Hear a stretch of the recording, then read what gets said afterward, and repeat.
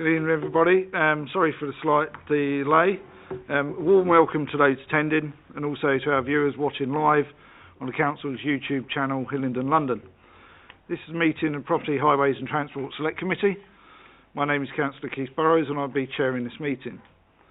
Details of the business to be considered today is shown on the agenda, copies of which are available in the room and also accessible on YouTube underneath the broadcast. Just a few housekeeping for those in the room. We're not expecting a fire drill. So if the fire alarm goes off, please follow officers to the fire exits and out of the building designated meeting points. Also for those in the room, please switch off any mobile devices or turn them to silent before the meeting starts. For those watching via YouTube, if you're so minded, there are resident feedback forms you can complete. These can be found in the information section underneath the YouTube video. And these forms are intended to help us improve the way that we run our meetings. Before I actually start tonight's meeting, I would like to do what I usually do, and that's welcome you to the inaugural meeting of the new municipal year for this committee. We'll also go around the room and ask each councillor to introduce themselves and also officers that are present so that those that are watching on YouTube know who are in the room. Also, councillors, when you use your microphone, please can you make sure once you finish talking you turn it off. Thank you. Good evening, everybody. My name is Councillor Steve Tuckwell. I am the Vice Chairman. Thank you. Good evening. My name is Councillor Alan Chapman. Good evening. I'm Councillor Darren Davies. Good evening. I'm Perry Scott, Corporate Director of Place. Good evening, everyone. My name is Kamal Preet Kaur. Thank you. Hello, Councillor Elizabeth Garalik. Good evening, Councillor Peter Money. Good evening, I'm Steve Clark, the Democratic Services Officer for this committee. Thank you, everyone. We move on to the agenda. First item, any apologies, Steve, please? No apologies for absence this evening, Chairman.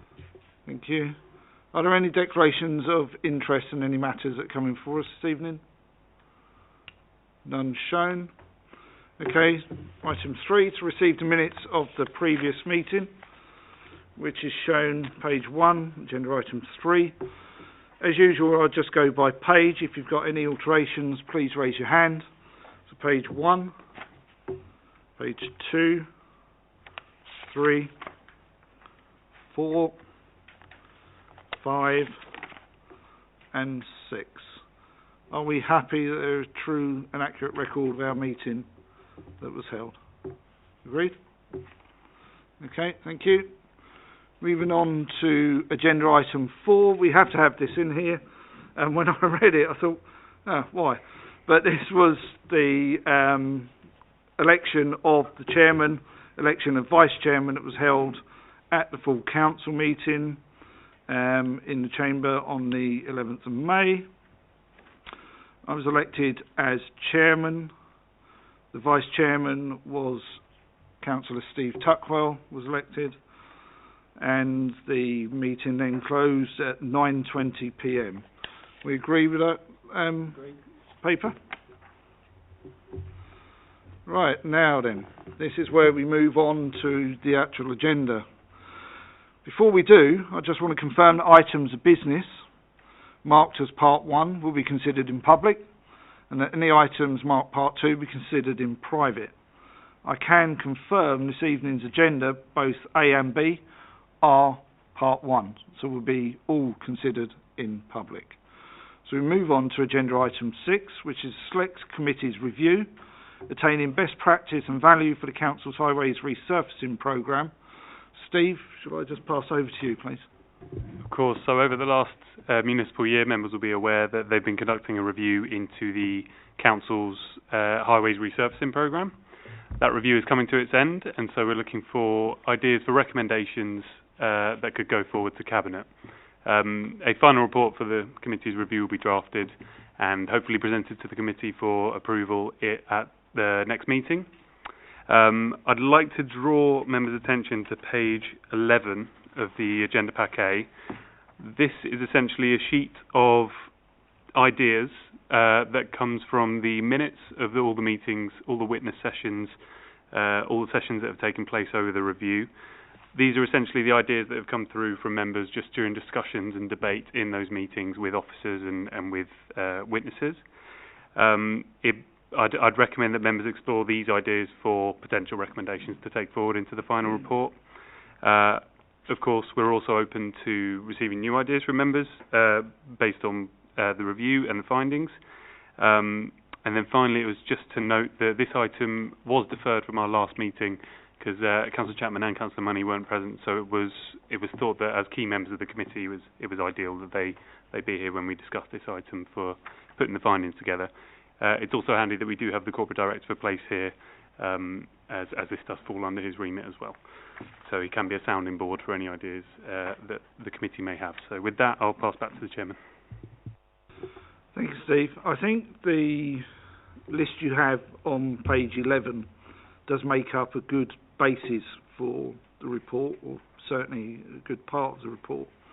But I also think it's important that we note within that report the committee's disappointment in being informed at one stage that both rhino patches were being used on a regular basis, only to find out that actually they weren't. Also, I think it's disappointing we haven't had the information about the new vehicles that have been purchased.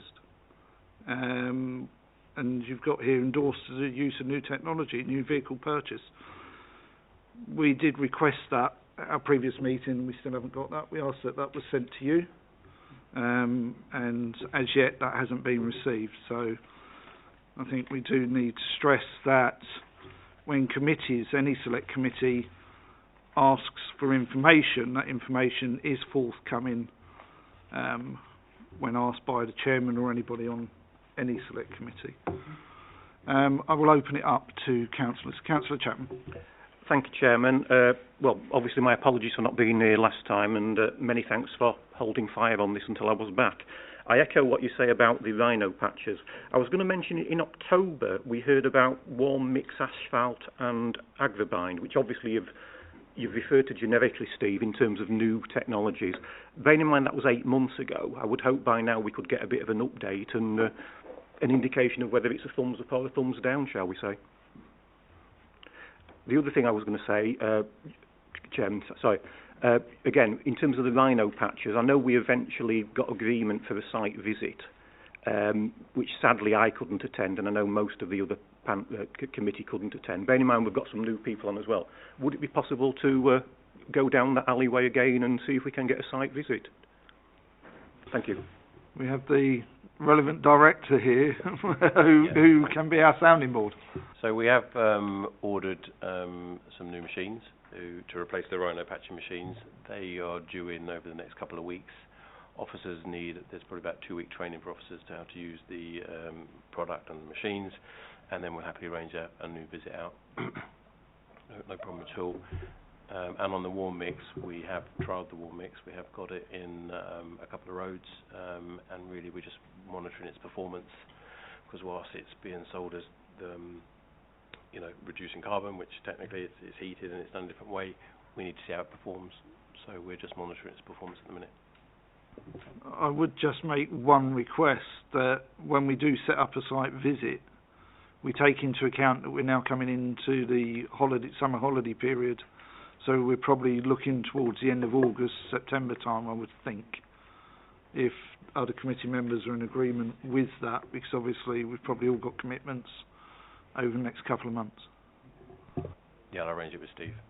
If you see the work programme at the back of the pack, we do have a site visit for those new machines scheduled for autumn time. So we're giving officers a few months to obviously get up and running with the machines, and then we'll have the committee come along, see those new machines working in first hand. Thank you. Any other comments? Councillor Money? Thank you, Chairman, and apologies for my attendance last time as well. I think it's some good recommendations here. The one I would like to stress on is the resident and ward council engagement and the communication, which I think as elected members, whenever we raise something, it's a pain. It can be a pain, not having enough information.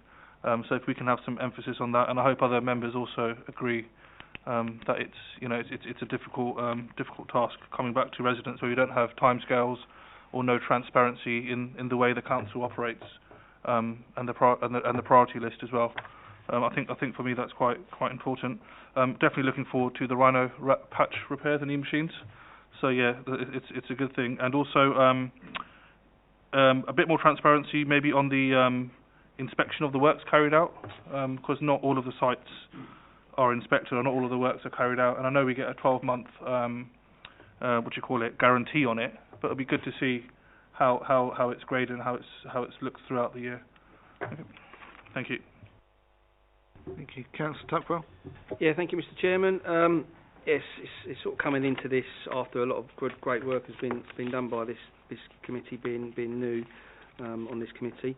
But it's on the second recommendation around cost-effective methods of repaving footways. I think I'd like to understand the relationship with the green space tree team, particularly when we've got street trees and we've seen examples where we've sort of tarmacked around them and we've still got protruding roots. And it's just a question of, how is that accounted for and what kind of relationship is there between the highways resurfacing team and the tree team to take account of that and just be mindful of it when they're resurfacing footpaths.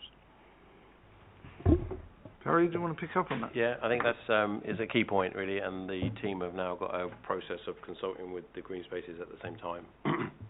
And some trees just are too big, and we need to deal with them and make sure going forward we're planting the right trees and other bits and pieces. But there is a clear process when the programmes agree that green spaces join up and we do the work together.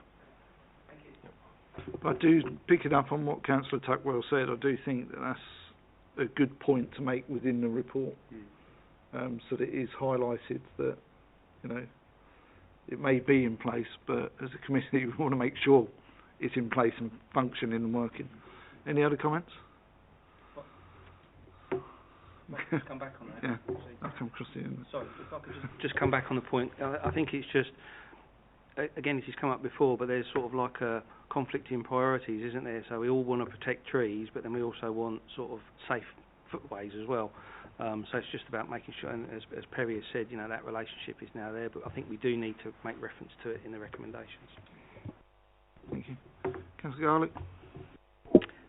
Just wanted to ask, because when we had representative of O'Hara Brothers here, they mentioned they had their own product created in-house themselves, and they did some small area in Hayes, and apparently it's quite good product. Is it similar to the warm tarmac, or is it something better? And has the testing was continued after COVID? Or?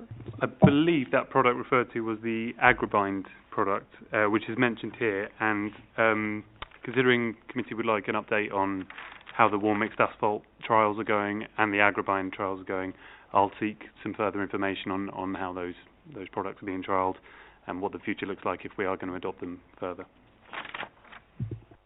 So, any other comments? Okay, so we're happy for the comments that we've made and also the basis of what Steve has put before us to move forward so that we do get a draft report to put before Cabinet. Agreed? Thank you. Right, moving on to Agenda B, which is the Hayes Estate Regeneration Project update.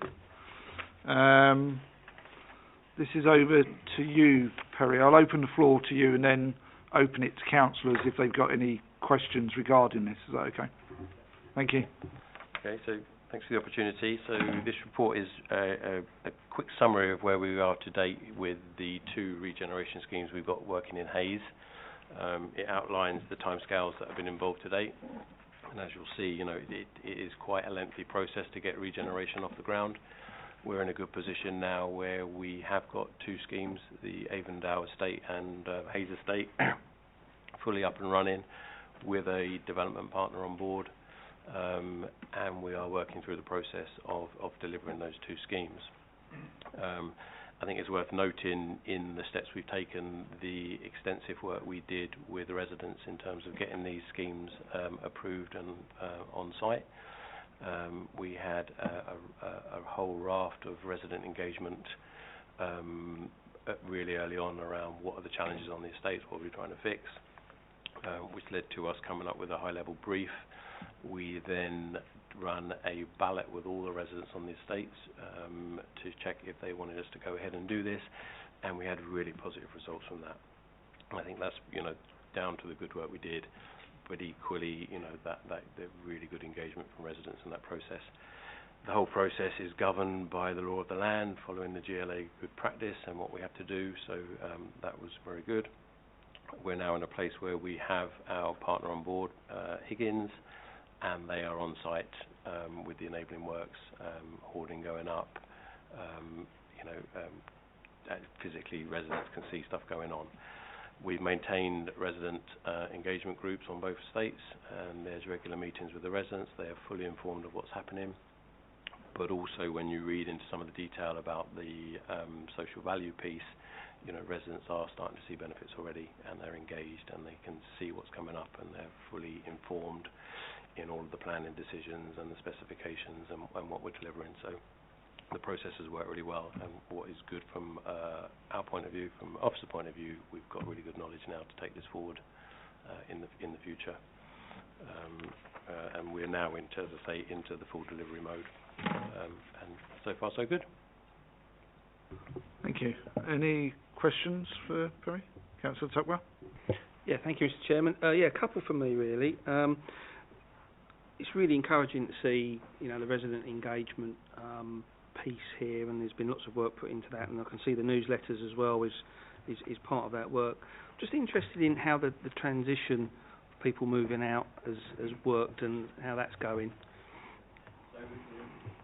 So we've run, the council have taken the lead on the decant and vacant possession, and actually that's worked really well. So we spent a lot of time with every individual family, because it's based over a phasing period. We have to decant phase 1. That's now decanted and empty, and lots of people have taken other properties across the borough. Under the process, they have a right to say, I'm going to return to a brand new shiny accommodation, or they have a right to say, I might stay where I am. And actually we had a real mixed view on that. Some people have taken properties with gardens and I'm staying there, I don't want to come back to the flat. So that's worked really well, and it's worked well because officers spend a lot of time with actually individual families and working on their needs. What do you need? How do we fit the right accommodation for you? And we'll carry on with that process through the whole scheme. Some of the next phases will be slightly easier because we'll be able to move them into brand new flats on the estate. So the process will get easier and quicker because the flats will be there and people will be able to see brand new flats being built and the kitchens going in and various bits and pieces. It'll be quite good. Follow up, Mr. Chairman. So thank you for that, Perry. Just to follow up on a completely different topic, but again a positive one, I hope. The relationship with Higgins, and it's lauded in here as they're doing lots of good stuff, and I think you touched on social values. What kind of KPIs have they been given to ensure that things like jobs, apprenticeships, and even materials from local businesses are used as part of this regeneration scheme?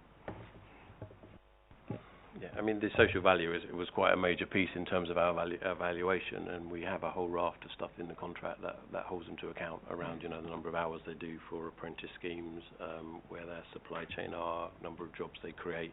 I couldn't cite them all off the top of my head, but I can obviously share those at a later date or supply something if needed. But it is quite rigorous and robust. And because we have the member panels, we're kind of holding them to account face-to-face in front of our residents in terms of, okay, well, what have you actually delivered and how's that going forward? So there is a full set of KPIs which officers are managing through. I can't cite them all here, but yeah, I can supply them. Councillor Cole? Thank you, Chair. I just wanted to understand, it says that we've partnered with Higgins to build new homes. And then it says that we've also entered into a strategic partnering agreement with Higgins. So what is the difference between that partnership and SPA, and what is where it says Higgins prepares a business case in relation to identify project sites? Thank you. Okay, I apologise that didn't make that very clear. Quite a lot of technical wording in there. But basically, we have a contract with Higgins to deliver the two regeneration schemes. We have a second contract, which is a partnership contract with them, which enables us to identify additional regeneration schemes in the future under the same contract. So the process to appoint Higgins is quite a lengthy and expensive process to get your partner on board. This means actually on our next scheme, we could probably go very quicker because we've already got a partner on the table. So if we find the next estate that we're going to regen, we have the option to use Higgins through that partnership. Equally, we don't have to. So it just gives us flexibility going forward. If Higgins come forward or we work with them in partnership and come up with the next scheme for regeneration, if it's a robust business case and financially viable, we have the option to go with them. That's all that commits us to. It doesn't guarantee any business at all, but it's there for us to use it if we need to. Councillor Davies. Thank you, Chairman. Perry, I've got two questions for you. The first question is just around the traffic concerns at Avondale Drive. Have you had much feedback from residents over that, with the Avondale development? No, the residents have been fine. We've had our main challenge over the last few months was the school construction and how the lorries were going to cross each other in and out of the scheme. So we've ironed that out with, I think it's Morgan Sindel, whoever's doing the delivery there. So that's been our main challenge, but the rest of the residents have been fine. Okay. If I may, Chairman, I have a second question. A bit of a curveball. I'm sorry if it's not for this committee, but I'm going to ask it. What percentage of the sites is being recycled? Are we managing to recycle any of the old materials that's on site, selling them off, etc.? I think in terms of the material, the main bit from a HRA point of view that we'll be retaining is the fire doors, because they're quite expensive, and we went through a programme of fitting them, so we'll be retaining fire doors for all their locks and other bits and pieces. Probably the main part from our point of view. The rest of it will be in the construction plan around how much material Higgins have to recycle and put back into foundations, or how they dispose of the stuff will be in the construction plans. But from a council point of view, it's mainly the fire doors. Yeah, that's why I was looking at fire doors, etc. Thank you, Chairman. Any other questions? I've just got one comment, actually. I've noticed on Higgins' statement, they say, please drop into site. We have a temporary office location at Flat 3, Willins House, Avondale Road. Ask for Mark, our construction manager, if you have any concerns or queries. I don't know whether this committee at some point this year would like to just go out there and see how things are progressing. Because I think it's always better, especially if you're within the construction manager's office, looking at what he's got on his desk. And also, we would experience, there could possibly be deliveries. We could experience the noise suppression they're saying they've got, the wheel washing. So it would be, I think, useful for this committee at some point, September, October time, to go and have a visit out on site. If that can be arranged through you, Perry, and obviously speaking with Steve, arranged for a committee. Agreed? Okay, any other questions? No? I'll tell Mark to be ready for you. Yeah, well, he's named. Right, we now return back to agenda item 8, which is on agenda A. Perry, if you want to leave, you can go. You don't have to listen to us for the last couple of points. Thanks ever so much for your attendance this evening. Okay, agenda item 8 is the Cabinet Forward Plan. A lot of it does push into September, October, due to the forthcoming annual leaves, etc. There are some things on here I think that possibly we'd want to look at, although some of them at the moment are marked on the forward plan as private, and they relate more to the Civic Centre, I think, at the moment. I might come on to that shortly. Is there anything that anybody is desperate to talk about on the forward plan or know more about on the forward plan?